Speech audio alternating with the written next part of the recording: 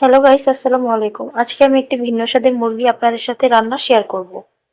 সেজন্য আমি কিছু মুরগির মাংস নিয়ে নিয়েছি। তো এখন আমি একটু কিছু মশলা দিয়ে দেবো। হলুদ, এখানে আমি দিয়ে দিয়েছি হলুদের গুঁড়ো, দিয়ে দিয়েছি স্বাদ মতো লবণ, দিয়ে আমি ভালোভাবে মাখিয়ে নিচ্ছি যাতে করে মুরগির মাংসের গায়ে মশলাটা ভালোভাবে লাগে। একটি কড়াইয়ের মধ্যে তেল দিয়ে এতে আমি ভালোভাবে ভেজে নেব, কারণ ভেজে না নিলে এই রেসিপির কোনো টেস্ট আসে না।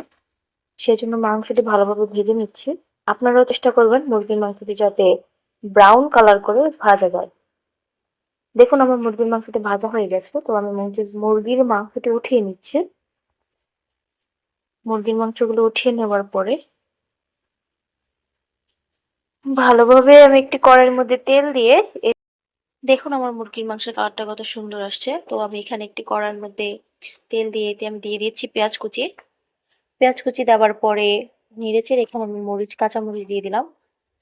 তো এখানে আমি এখন দিয়ে দেব আদা রসুনের পেস্ট। এটা একটু ভালোভাবে আপনারা ভেজে নেবেন। এতে আমি হলুদের গুঁড়ো দিয়ে দিচ্ছি, মরিচের গুঁড়ো, এখানে দিয়ে দিব হচ্ছে এখন জিরের গুঁড়ো, স্বাদ মতো লবণ দিয়ে দিবেন, দিয়ে একটু ভালোভাবে নাড়াচাড়া করবেন যাতে মশলাটা একটু ভালোভাবে ভাজা হয়। ভাজা হওয়ার পরে এতে আমি কিছু পানি অ্যাড করে দিব যাতে মশলাটা পুড়ে না যায়। তারপর আমি মশলাটা ভালোভাবে কষিয়ে নিয়েছি। এতে আমি আগে থেকে স্লাইস করা টমেটো দিয়ে দিচ্ছি। টমেটো দেওয়ার পরে ভালোভাবে নেড়েচেড়ে একটু কষিয়ে নেব।